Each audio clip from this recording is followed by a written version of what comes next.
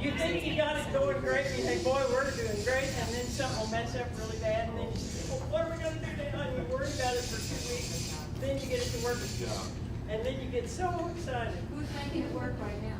And you guys have to work as a team to problem solve, right? Oh, boy. That you have one robot and you've got to work together to make it happen. So that's great, guys. I appreciate you sharing with us. And Who's the bossiest one? now the 4th grade.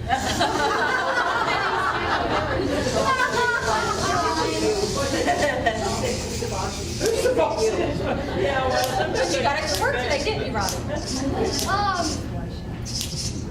I was trying to get the arm to lift it up, but I couldn't get it. we still can't get those arms up. Yeah. Okay, and we've got a 4th grade robot as well. Here's the 4th grade. We have like 8 of us going, maybe 6 or 7, something like that. These are the only ones who come tonight. And this is how, go up there so they can see it better. This is the base. It's going to end up being like that. We've only met last night, yesterday afternoon, and this afternoon. So they got that far in 2 days. But they did have the experience of the 5th graders advising them, and it helped a whole lot. They're kind of mentoring. These guys are so good at solving problems now compared to last year. And you guys were able to do, how many competitions last year? Well, one was an exhibition, and then the one at Jeff was kind of an An exhibition. exhibition, so you And did, then we did a real time. and then you did real one in Scottsburg. Okay. And we're signed up to go November 11th back to Scottsburg. Now, whether they're ready or not, we're going to try it. I think they will be.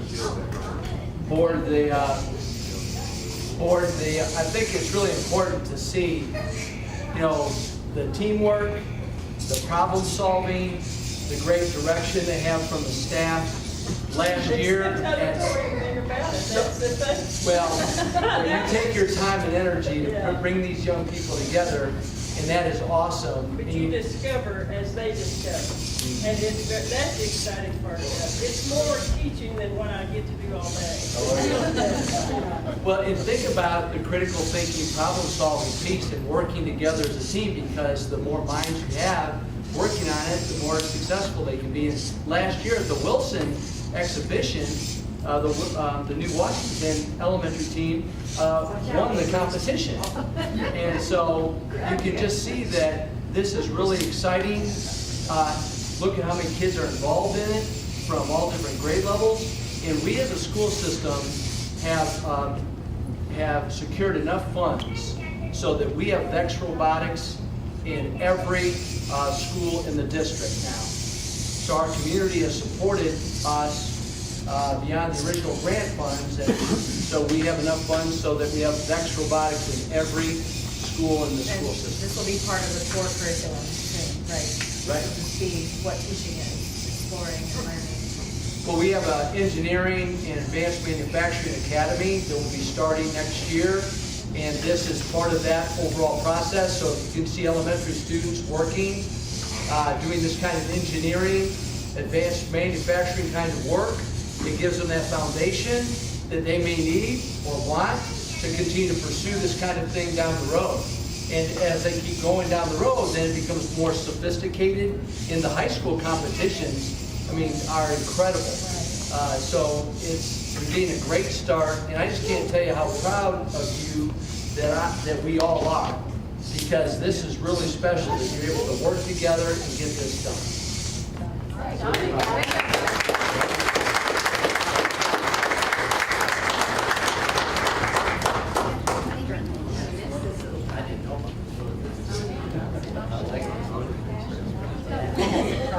It doesn't take long. That's awesome. So Renee and Keisha, all board members present, and then Miss Goods and some students are going to. Oh, Mrs. Kraft, I'm sorry. All board members present except Mrs. Kraft. And then Mrs. Gooden is going to bring up some of her students and lead us in the Pledge of Allegiance, if you would join us.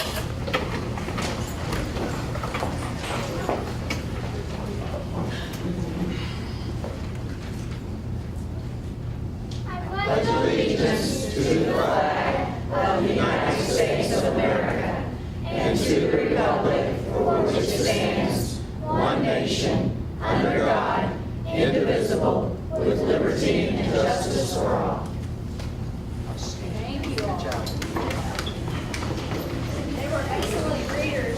They were very good. And we are starting an honor council this year. So those are 2 members of our honor council. We have joined that with the student council.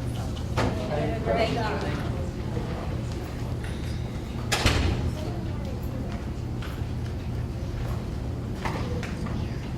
Those of you who maybe need to take your children home, I know it's a school night, feel free to do so at this time if you need to do that. Thank you all for being here.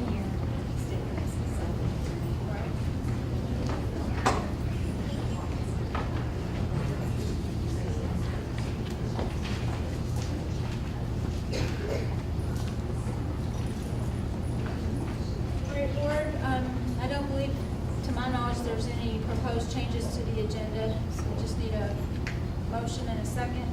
So moved. Thank you. Second. Thank you. So, any questions or comments on approval of the agenda for tonight? All right, all in favor, please raise your right hand, say aye. Aye. Thank you. We do have some public comments. I believe Mr. McLaughlin. John, you going to speak to us? I am. All right, well, come on up. Where would you like me to go? I guess the podium.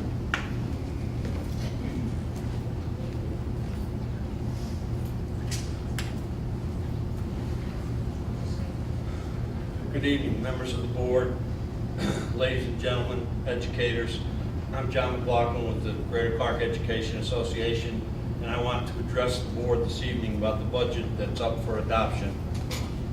Based on a review of the presentation made in a public hearing 2 weeks ago, the board will be adopting a budget under a new system that appears, at least on its face, to give the school corporation more discretion in its spending.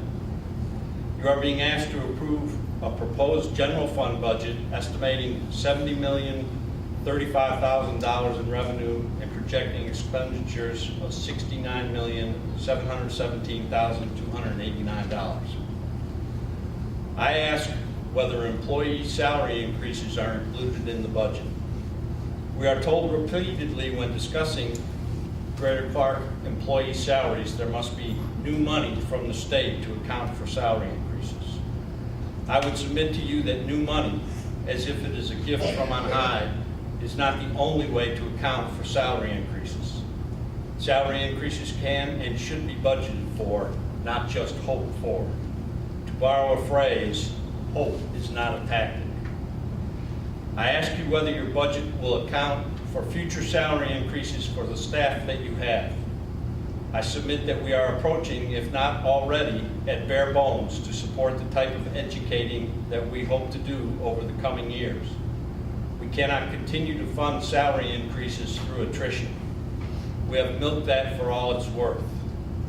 Do you at this point want to explain to our stakeholders how we hope to do the work we claim to be on the horizon, the college and career educating we plan to do with less people and no salary increases? It would be wonderful to live by hope alone. Should we hope for more money from the state out of some conscious increase in state funding? I believe that you are astute enough not to expect any change there in the near future. Should we hope for 150 new students to drop in to increase our state tuition grant? Recent history would say, in the short term at least, not that many that quickly. There are ways to budget for salary increases. Plans can be made to cut spending. Reduction in the length of contract days beyond 185. Reduction in other places besides teacher ratios. We are reminded often about how our finances must be minded, about how we cannot buy or fund what we cannot afford. I cannot argue with that, but we can plan ahead and budget for what is important. And it is long past due where we start considering the importance of our employees and plan for their salary increases instead of simply hoping we might have some money for them when all else is said and done. Thank you.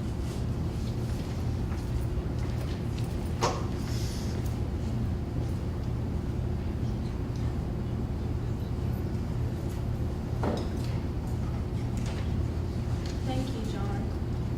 So next we have board planning, and on tonight's agenda are school accountability grades.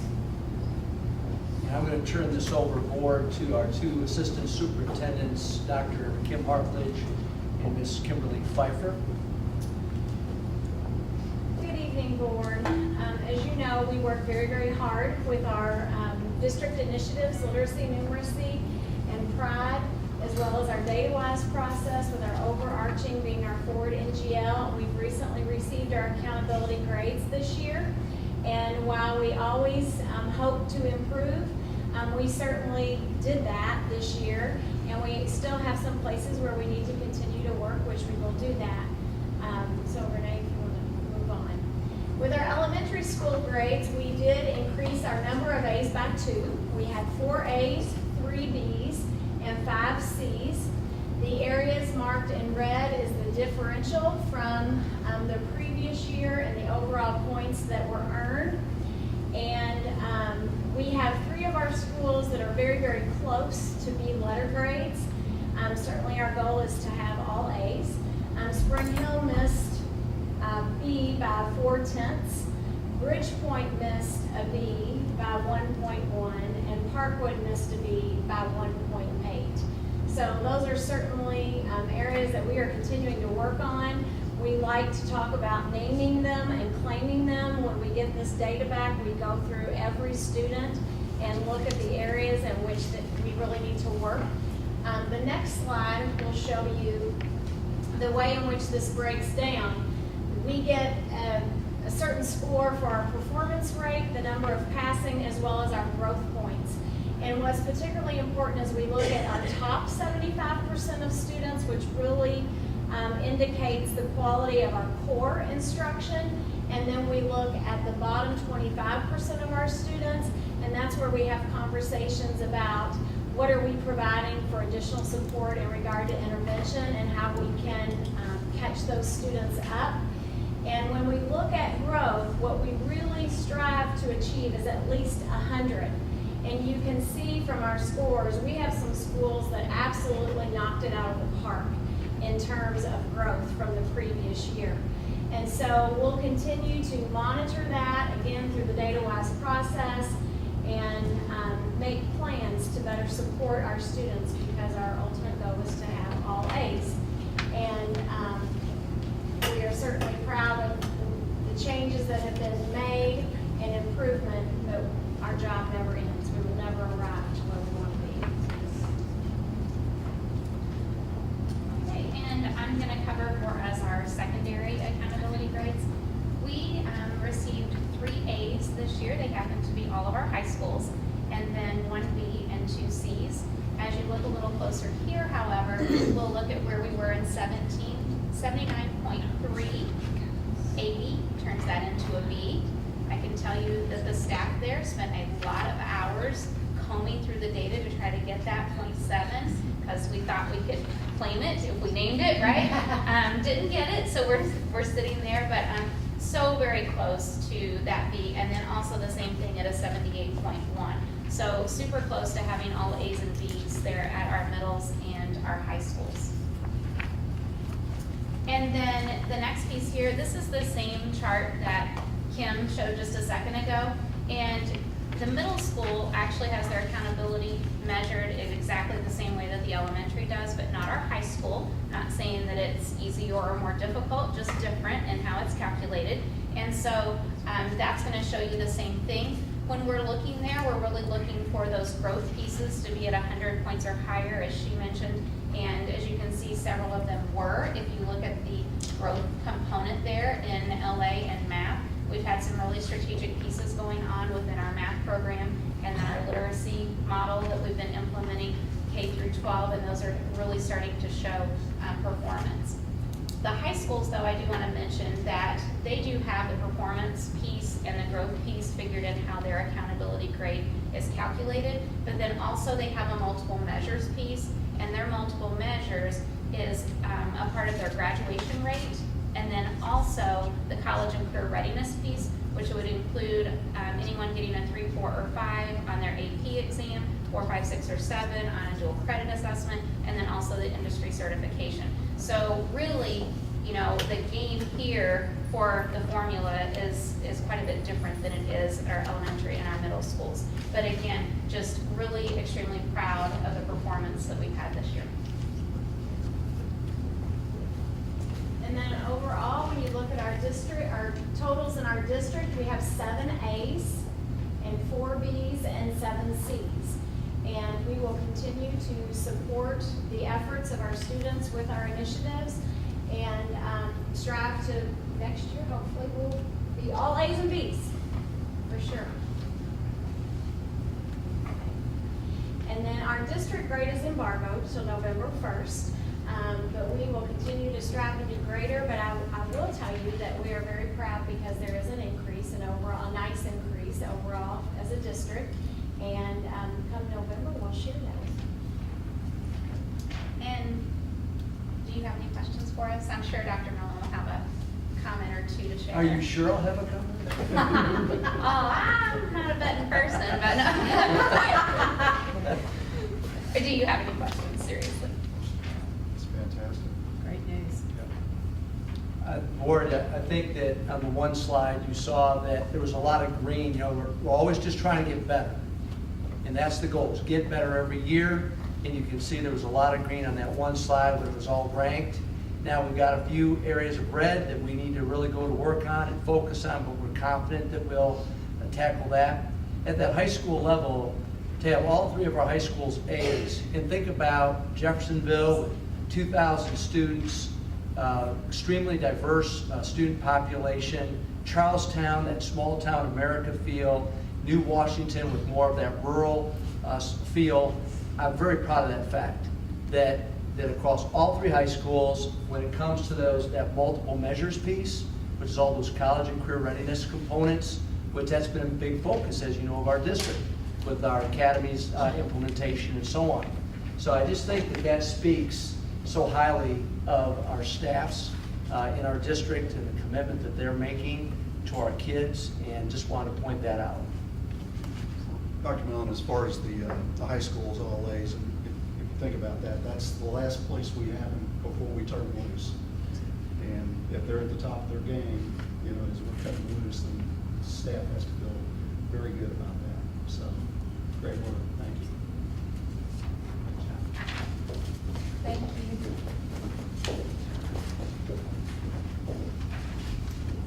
Dr. Dykle, you got a fund monitoring report for us, sir? This is me.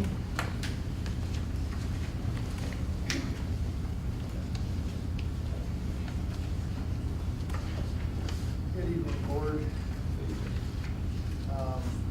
In the general fund for September, you can see we collected $5.5 million, which is our monthly state tuition support check.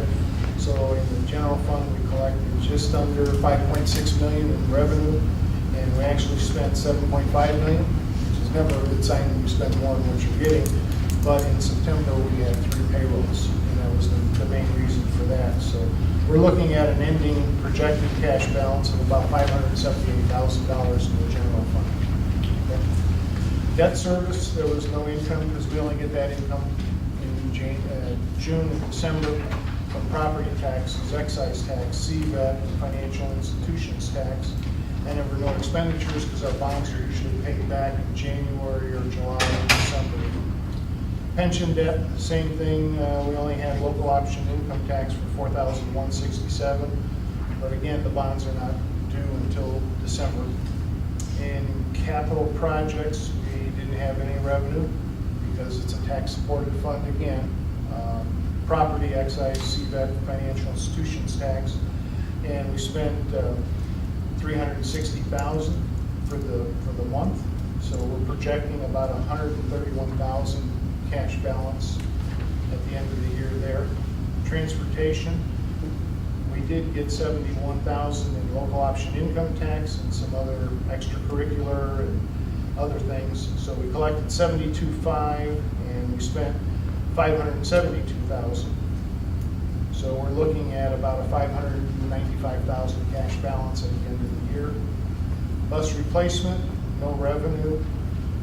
We spent $76,000 to purchase the bus, and we're looking at a cash balance of $419,000 for that.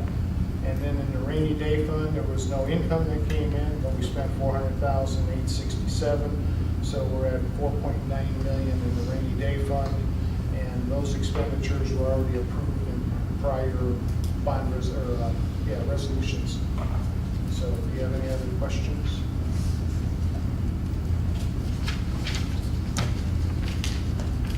No, sir. Thank you. I'll just stay here. Bond presentation. Yes, someone asked us why we're doing all these bonds right now, and I just want to explain, we get about $6 million a year in capital projects. One of the things that really affects all of our tax-supported funds, which is debt service, pension debt, capital projects, transportation, and bus replacement, is tax caps. So on your own property taxes, you can't pay more than 1% unless it's been approved through a referendum. This really hurts schools, cities, towns, everybody. So we end up getting about $6 million. I just want to show you where the $6 million goes. Utilities, about $1,975,000. Maintenance workers, $750,000. IT salaries, $550,000. Maintenance, no, I already said those. This is the maintenance costs of 800. We had 800,000 roughly for maintenance agreements. That's what I was looking for, maintenance agreements. IT equipment, we budgeted $1 million there. And then emergency, we budget $100,000 in case there's any emergencies that we aren't aware of that just pop up. And we basically have about $500,000 for projects. So on a $6 million budget, $500,000 doesn't go very far. And our tax caps range anywhere per year between $600,000 and $1.3 million that we lose. So just wanted to explain that. So we're asking the board permission to do another bond issue. This is bond 2017A, 2017A.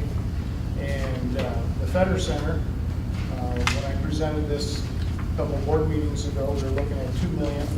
And what we've done is reduced it to $958,000. This is just strictly for the inside of the building. The $2 million included the outside. We'll do that later. So the total impact on $958,000 will add 2 cents to the tax rate. On the Marshall Center, we're asking for $479,887, and again, it's money to pay for the exterior of the building. We had $250,000 committed from the Marshall family. They haven't paid all of it yet, so I have to borrow more money through this bond issue to pay that. Plus, the bid came in at $760,000 or $80,000, so I have to get that money also. Interior equipment is $100,000, architect fees $78,000, and relocation of the fiber is $8,887. The tax impact there is a penny. On Thomas Jefferson, we're looking at replacing 2 existing boilers. We need to replace these now. We've been babying them for the last couple of years, and that's $220,000, and we're looking at half a penny for that. This we called the JHS wrestling room, right? And the cost is $300,000. We're going to replace an HVAC unit, and it's just about 2/3 of a penny. Dr. Harry, do you want to? Yes, and board, I'll take a little responsibility for this. This is the whole wing down by the auxiliary gym at Jeffersonville High School. And we noticed the leak was starting to come in the wrestling room.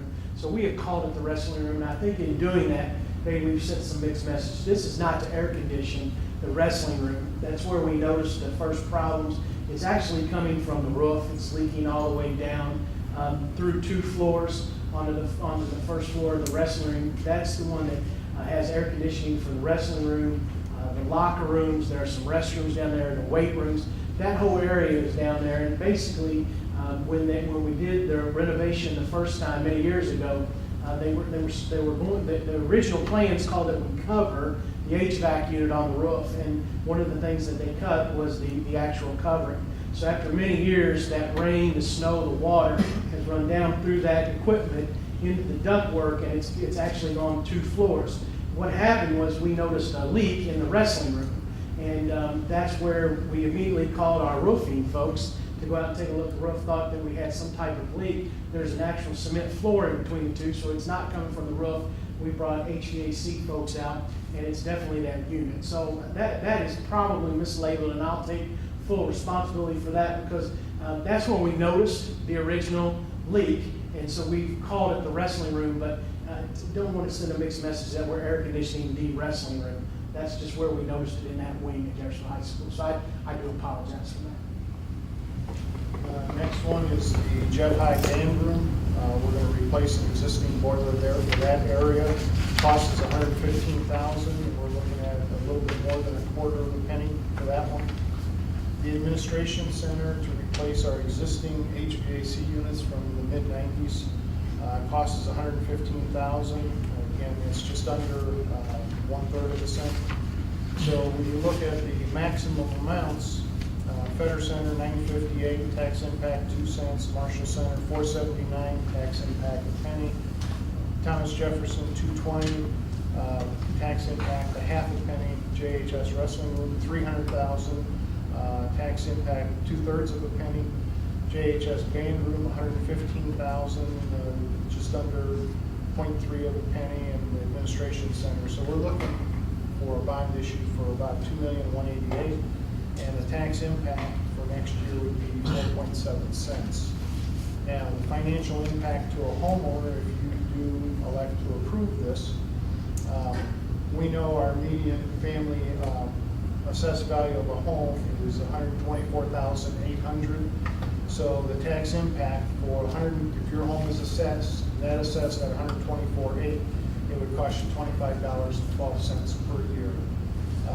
If you have, say, a $250,000 assessed home, it would cost you $66.95. If you own farmland, depending on how it's calculated or classified, if it's just 1 acre of regular farmland, it'll add 95 cents per acre. And then if you have a 100,000 rental or commercial space, it would add $51.40 for that year. So that's what we present. Or if I could also just talk for a minute about a couple of things. If you remember, one of the things we did several years ago was a facility study, and that came in with the total amount of work needed at that time with all of our facilities in our district was over $180 million. We did try to go through a referendum process which failed miserably. We were asking for about $100 million at that time because of all the work that needs to be done. We since have done a petition remonstrance process where we have $22 million to enclose open concept buildings at North Haven, Charlestown Middle, and also River Valley. I think what's really important to note is it's sort of like a house. As your house gets older, things start to happen to your house. I have an older home. I had to make a decision to renovate the home or find a new home or to build a new home. So when air conditioning breaks down or your roof needs to be replaced, that is what's happening in our district. We have so many buildings that are in such a difficult position that we need to start spending the dollars to fix these issues and problems.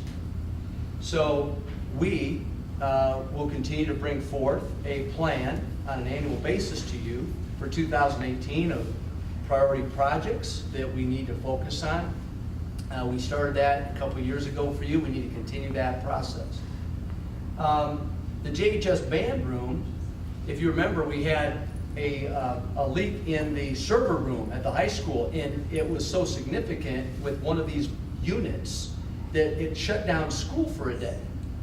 So that's been fixed and repaired. But at the same time, we had another unit that also malfunctioned in our band area and flooded our band room. So that has to be fixed, and that's where that expenditure comes from. The Feder building.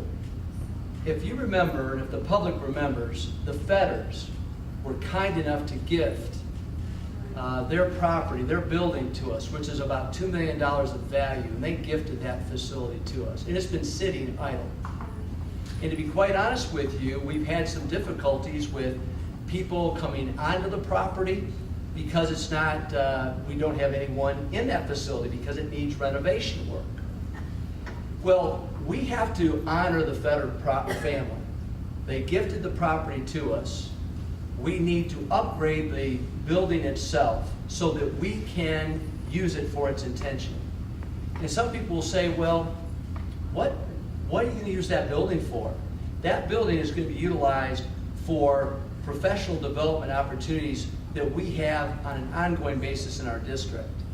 And we, when we have meetings of some of our staff, we don't have a facility large enough to accommodate the people that we need to all put in one area.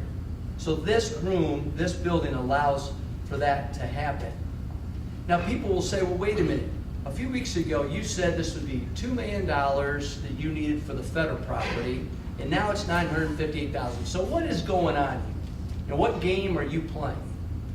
The reality of the situation was that the outside of the federal building, in order for us to take over that property, the city of Jeffersonville, which is partnering with us in a lot of ways, they're going to upgrade the 10th Street property. And they're going to expand 10th Street. They're going to widen it. And when that happens, we're going to have to have a grass area, sidewalk. We're going to have new fencing. We're going to have landscaping around that entire property. And that's a large piece. And that's going to be almost $1 million. But we were in conversation with the city because we needed to know what is the expectation of when does that have to occur. When? They're hoping to get to that part of 10th Street next summer. Now, what we want to do is we're trying to find a level of compromise. We need to renovate the building so we can move people into the building and start utilizing it as a gift. It was a gift from the Fedders, and out of respect to the Fedder family, we need to start utilizing the facility. The external part of the property, what we want to do is coordinate our efforts with the city. And when the city says they're ready to come down and they're ready to do the widening project at that point, whether that's next summer or if it happens to be delayed, whenever that time comes, then we will come back to you and we'll go ahead and make the adjustments that we need to make for the external part of the property. So I hope that these explanations are helpful to you. These are priorities. These are not things that are pie in the sky. They need to get done. We don't have the capital projects funds in order to do it. We need to use bonding. We're trying to be very sensitive to exactly what those expectations are with our community because we understand tax and impact. I'm a taxpayer in this community. And so I get it and understand it as well. So these are priority projects that need to get done for the reasons that we've shared, and we hope that you'll support it. And later, we're going to, of course, you can answer any questions or make any comments, but later we'll be actually making an official recommendation to you under our action item. Any questions or comments at this point? Dr. Millen, when are you looking to have the 2018 prioritized list to the board? I think that our plan would be to have it to you before the end of 2017, at least for your information, so it's something that you can have and we can start having conversations and discussion if that would make sense. And then in the past what we did is we would bring that to you in January time frame, and then you could approve the projects for that calendar year only, because we have to reprioritize every year, if that would be. Well, we did that last year. So you're looking at sometime in January, we'll be looking at the 2018 projects. Right. Any other? I have a question. Dr. Harris, Jeff High School, my understanding, isn't that broken down in areas? Yes, sir.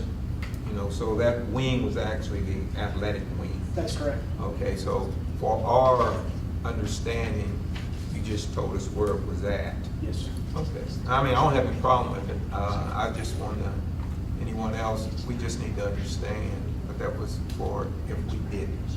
Appreciate it. One more thing going on with Dr. Mellon here.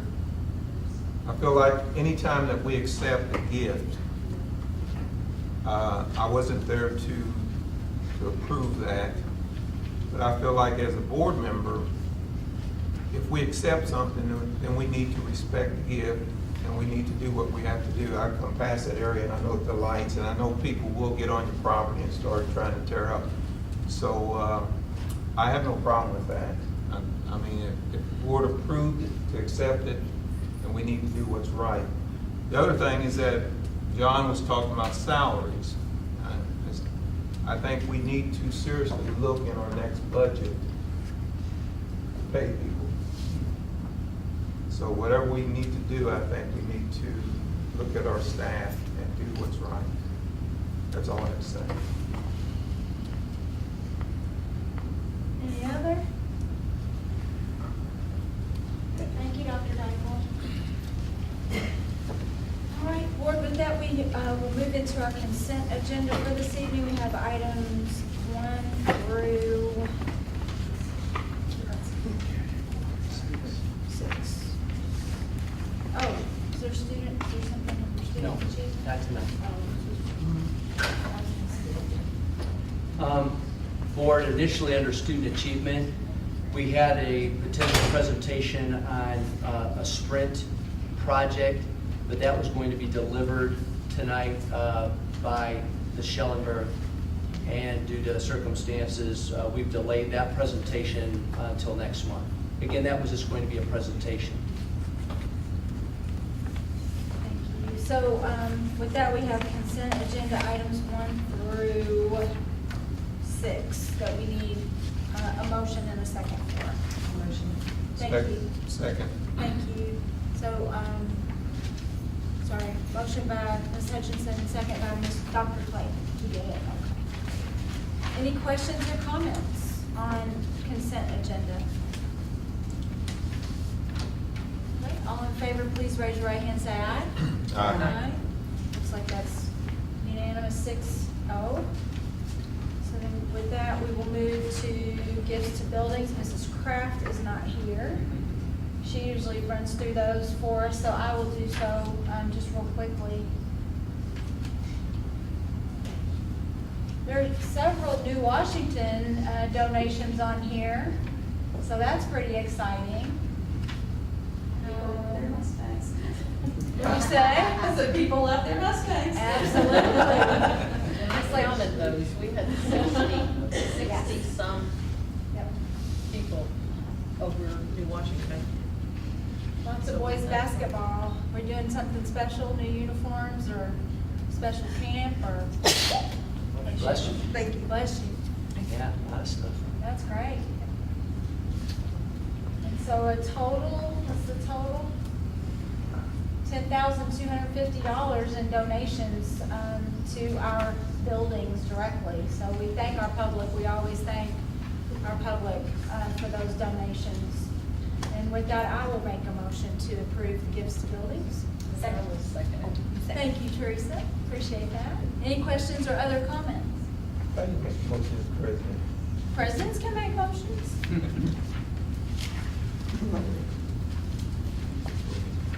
Any questions, comments? All right, all in favor of approving tonight's gifts to buildings, please raise your right hand and say aye. Aye. Thank you. And then next is budget adoption. Did you just say?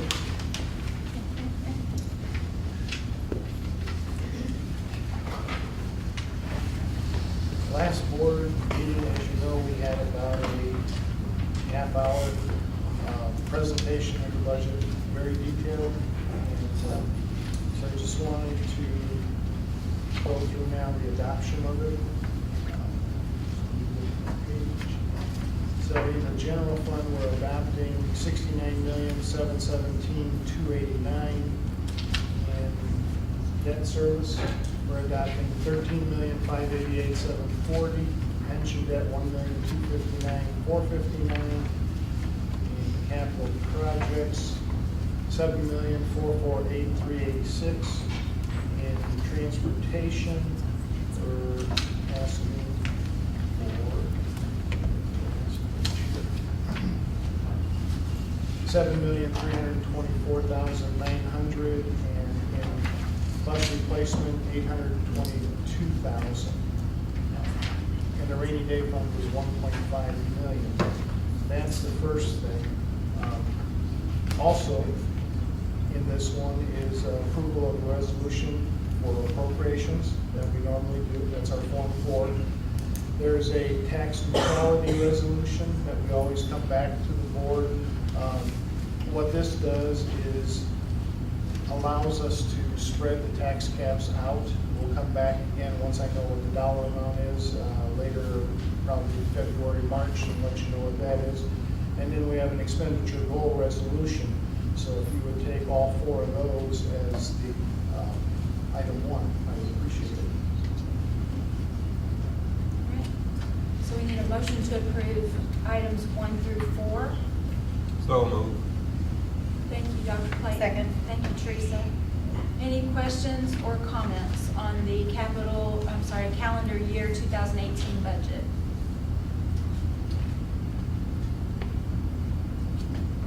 All in favor, please raise your right hand and say aye. Aye.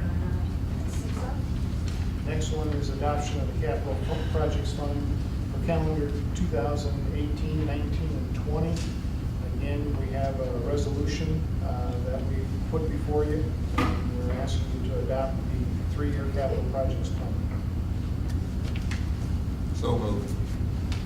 Thank you, Dr. Clayton. Is there a second? Second. Thank you, Teresa. Questions, comments?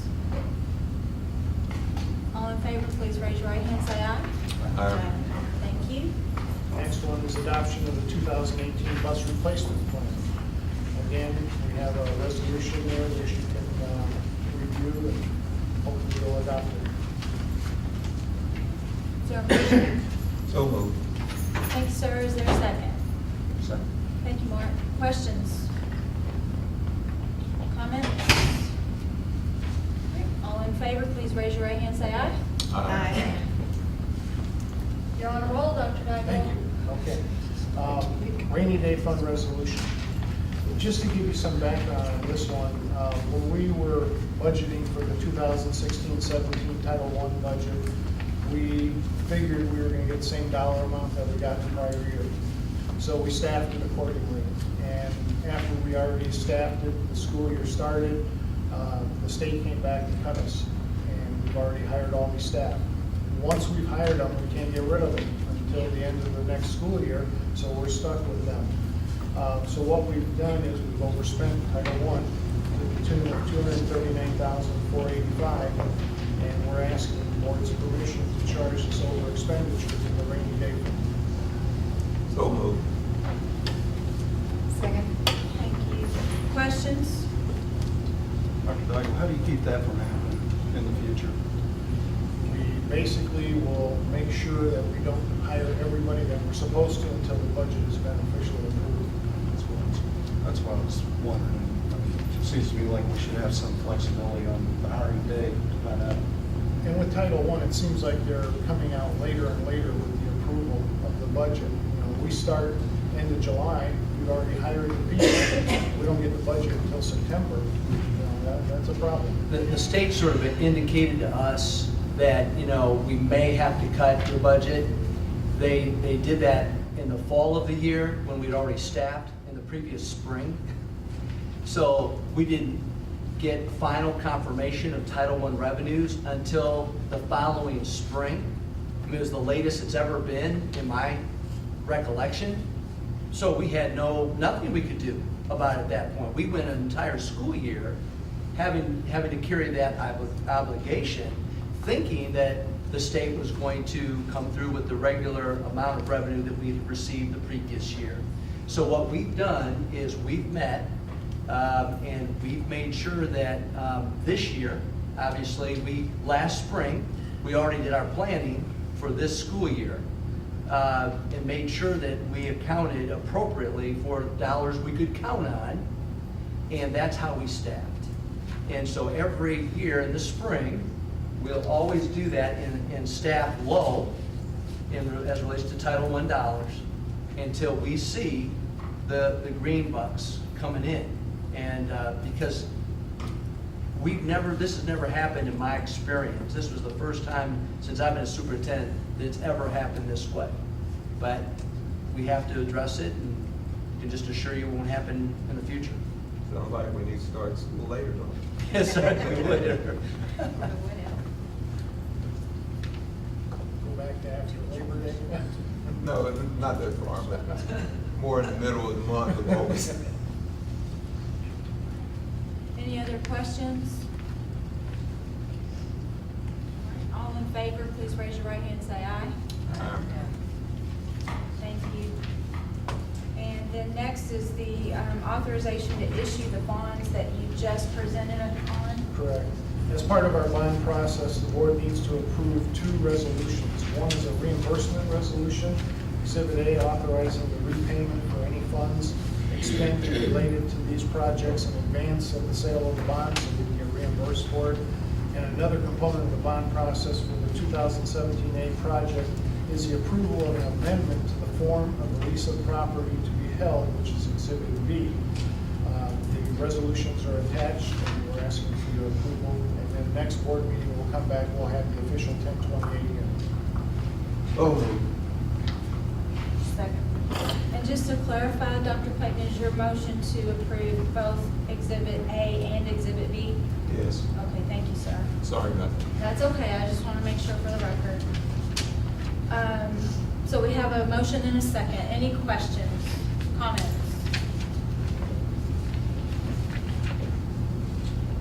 Dr. Millen, this gets back to what we talked about with the 2018 part of this coming out. And again, my concern with this, I don't want to prove this tonight, but at least voting for it, but the concern I have is that I would like to see this prioritized list so that when we have an issue at elementary B, you know, that we know that that's more important than issue 2 at middle school A. And when these just sort of come in, it's hard for us to kind of stand back and envision, is this more important than something else that's going on out in the district somewhere?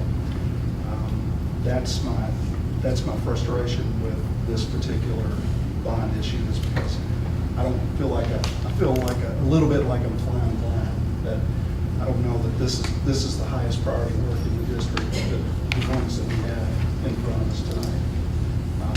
And so, you know, I look through several of these, and I can obviously tell this work's got to get done. You know, we've got mold issues and water coming through the ceilings and all that stuff's got to be fixed. But some of the others, I question. So I just want to make that point tonight that I'm going to be scrutinizing these more in the future to make sure that we're addressing the issues out there that need to be addressed, and we're doing it to the highest priority work. So just my editorial comment for tonight. And as you know, I respect that very much, and we will plan on bringing that priority list to you even prior to the end of this calendar year, and then allowing the board to have time and for some kind of potential approval in early 2018.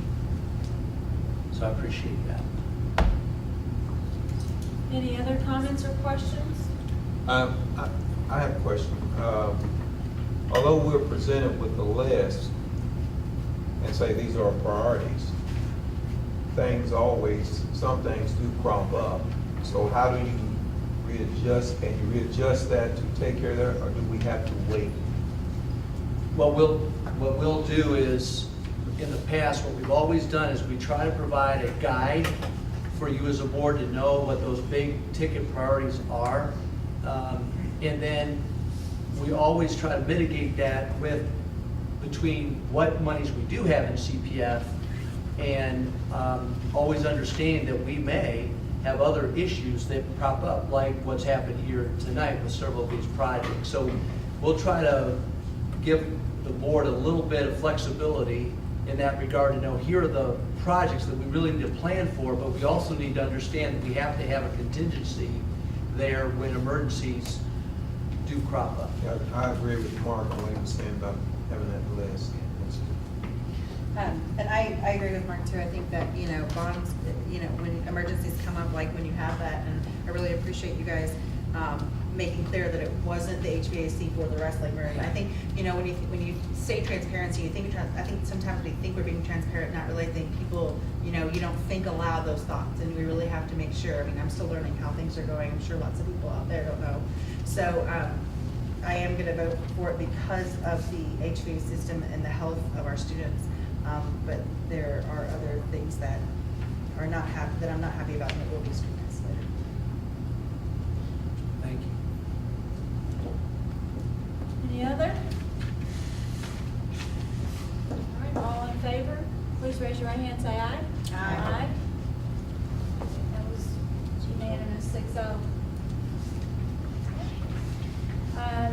Next is authorization to extend the Wellness for Life contract. Yes, just to give you some background information, on December 3rd, 2013, authorization was given to enter into a contract with Wellness for Life for our employee clinic. Since that time, we have maintained the same premium for 4 years. Starting in 2017, our premiums decreased by 3%, and we're going to go with a 15% increase in 2018. The clinic has been in operation and very successful over the past 4 years. We have had over 16,995 visits to the clinic. 34,099 medicines were dispensed through the clinic, and 19,292 labs were performed. This is a savings to our employees of over $252,000 just in co-pays. Doesn't even count the savings to the corporation. Wellness for Life introduced us to a new company called ElectRx. The first 6 months of 2015, we introduced their program to our employees and their 245 main brand medicines. ElectRx is a good way for you to get your maintenance medicine. So every month you're taking the same thing for your diabetes, for your high blood pressure, or whatever. This is a paid political announcement for ElectRx. But basically what happens is we're saving about 65% off the cost of that drug, is what it's averaging out to. And you have no copay for a 90-day supply. It comes mailed right to your house. I'm a member, like the hair color club, like they say. So anyway, as of September 30th, 2017, I get reports from them quarterly, just like I get reports from Humana quarterly on our drugs. We have 201 employees or dependents currently getting their brand maintenance medicine through ElectRx. In 2.5 years, we have saved $638,930, and our employees have saved almost $70,000 for a total savings of $708,924. For 2017, our savings is expected to be around $375,000 to $400,000, and our employees are expected to see savings of approximately $40,000. Diabetes is one of the largest illnesses since it affects the heart, cholesterol, etc. It affects various parts of the body. Wellness for Life has gone to each location to find employees who are pre-diabetic or diabetic and didn't even know about it. So far, they have identified over 400 employees and are currently working with over 120 of them to reduce their A1C, weight, trying to get them to exercise, eat healthier in an effort to reduce our drug costs for the future. We're looking now for the future. So basically, that's the background. What we're asking for is we've asked Wellness for Life to come in with a cheaper price. What they've done is they will absorb the rental of the building that they're in, which is $3,520 a month, or it'll save our self-insurance fund $42,240 per year. The contract again will be for 1 year, and we have to notify them by October 31st, otherwise it will roll into a 3-year renewal. Mrs. Geltmaker, our staff attorney, has reviewed the contract, and we're asking permission to enter into a 1-year contract with 3 additional years unless either party gives a 60-day notice. prior to the end of each year's contract. So moved. Okay. I'm sorry, Dr. Clay, thank you. Is there a second? Second. Thank you. Questions or comments? Dr. Dyke, clarification, 1-year contract, 3-year renewal, that's 3 separate years, each year, Yes. come back for another renewal, not 1 3-year. I believe that's, isn't it, that's the year? So for clarification, because I had the same question. Yeah. If we don't notify them by October 31st of 2018 that we wish to change our contract, we enter into another 1-year contract? Or we It enter rolls into? into an automatic 3-year unless we give them notice by October 31st, which we're doing right now, and we will continue to do each year. So it could be a 3 1-year contracts, or if we don't say anything, then next year we'll automatically roll into a 3-year contract. So- Why did we do that? Yeah. That's the way they wanted it. They want the security of knowing that they're gonna have a contract longer, but we still have 60 days notice to cancel, or they can cancel on us. So every year, by October, we can do the same thing you're doing tonight, and you can say, wait a minute, we just want to go with 1 year, and if we choose not to say anything at all, correct, it will be automatically renewed for that following year, but we can come back every October through the process, correct? And do As the long same as we thing. do it every October, we can always do the next year that way.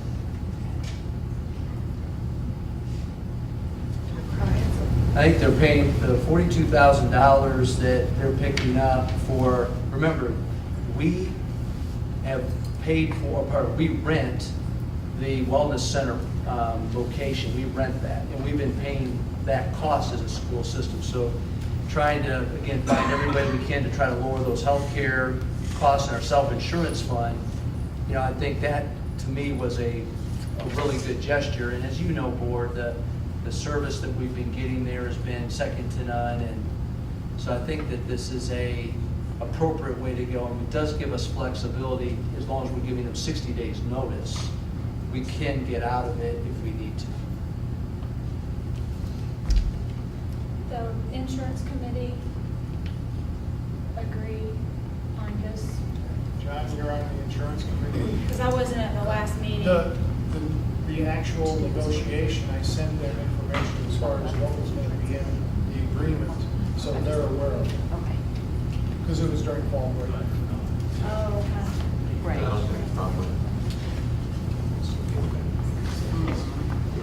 My response to them was, neither was I at that part of the meeting where they did that, but my compatriots have indicated that they are in agreement with that for 1 more year. Yes. Okay, thank you. Any other questions? One more political comment, I guess. Again, I don't like the 3-year part of that. You know, I think you tend to get better service when you put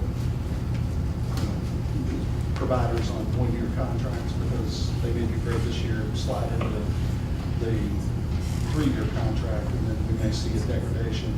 It also takes away our ability to bid that out like we did, previously. And I think we had some pretty good bids come in, offering different things, and that sort of takes it out of the equation. So that's my only concern. So what we could do then is, if you would approve it this year, and then next year when we come back in October, I will tell Wellness for Life they need to revise their contract, and it's a year-to-year contract. Are we, Ms. Goldman, I just want to make sure that we are interpreting this language appropriately. So in your review, are we accurate? You're correct. We always have a 60 days, Dr. Nichols like, if we're not happy, 60 days notice to Wellness for Life, we can cancel the contract within the next year or at any time. Or they can cancel Or they ours. can cancel ours, correct. I think their standard contract is 3 years. We've negotiated a year in the initial contract and now again. I think they would always like to have a 3-year, but the initial contract last year and then this one again, we were able to keep that 1 year in there, just so that we can reevaluate everything. Even if the ball was dropped and we weren't here before October 31st, we'd always have that 60-day advance notice of cancellation to be okay. So, Mr. Paper, your concern is, they're gonna slack off or whatever if they get a 3-year contract. We'll always make sure it's a 1-year contract. Yeah, so that's the key, is that we make sure we don't let that next year renewal get by us, and then we're stuck for 3 years unless we back It's on my up. calendar. Yeah, okay. Okay, thanks. Any other questions or comments? All in favor, please raise your right hand, say aye. Thank you. And if you haven't looked into ElectRx, look into ElectRx. All right, Dr. Hare, JHS Marshall Center change order. Yes, ma'am. Board, good evening. Straightforward, this is change order number 3 for the Marshall Center. It's in the amount of $7,805. $6,270 is just the sewage tap-in fee. That's obviously what it costs to tap into the sewer. And then we did an extra $1,500 for the font on the sign. All of this comes out of the contingency fund. We still have 3823 left in the contingency. And this project is just about wrapped up. We're about 2 weeks away from final walk through the punch list. So the recommendation is the superintendent would recommend approval of change order number 3 for the Marshall Center. There wasn't any previous tap-in? No, sir. I tried to run that down the best I can and lower it, but this is the best we can get, yeah. So they didn't have any sewers or anything going in? Well, not in that area. In that area? It was over there by the library. Remember, that's where it was. Okay. Is there a motion? So moved. Thank you. Is there a second? Second. Thank you. Questions or comments? When Ms. Crampton here, she'll be working you over. I know. I think I wasn't counting my blessings.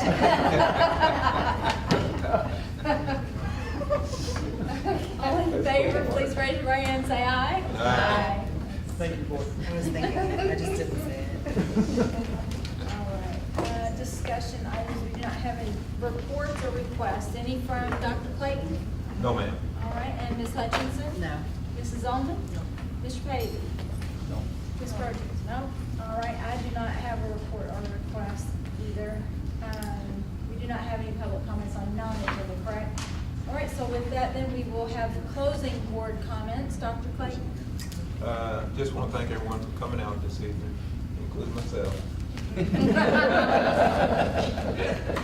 This is the only fun I get to have right now. Ms. Hutchinson? To the high schools that were raised, especially Jeff High, because I used to work there, I know how hard those teachers work, and I know how hard that staff works, and those teachers really deserve, they do everything for those kids, and they try so hard, and the teachers really deserve the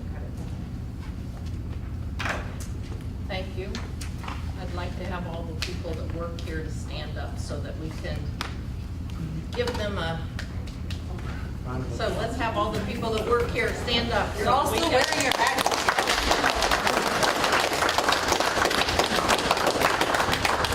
This is a very special place for me. I was here for 23 years teaching, so I still feel like I'm a part of this, even though I don't come very often, but it's a great place. New Washington is a great place. Mr. Pavey? Well, good, and thank you for hosting us tonight. Always a pleasure to get out into the schools, and you did a great job tonight. I've learned about robotics already, and I'll probably go back and let the grandkids teach me some more. But anyway, I appreciate you hosting us tonight. Thanks. I just wanted to say thank you for coming out tonight and attending our board meeting. They're normally this exciting. You can come to the next one too. Thank you all. We appreciate everything you do every day. Let's go, sorry. If you have a kid there or like a kid you think would like coding, code.org hosts an hour of code, and it's a great way for kids of any ages to get on there and learn to start coding. The coding text, the drag and drop is called using the blocks, and it's free, and kids can get on there and start building things with code tonight. Code.org. Dr. Mellon? Just, we have members in the audience of the Mustang Advisory Council Board, and I've mentioned that to you, but the Mustang Advisory came together as a group of stakeholders here in New Washington that just really want to make sure that great things continue to happen in our schools, in this community, and if those individuals who have participated on the Mustang Advisory Council, if you could just stand, I just want to publicly thank you. I think it's been a great partnership. Thank you very much. Got a couple others? Okay.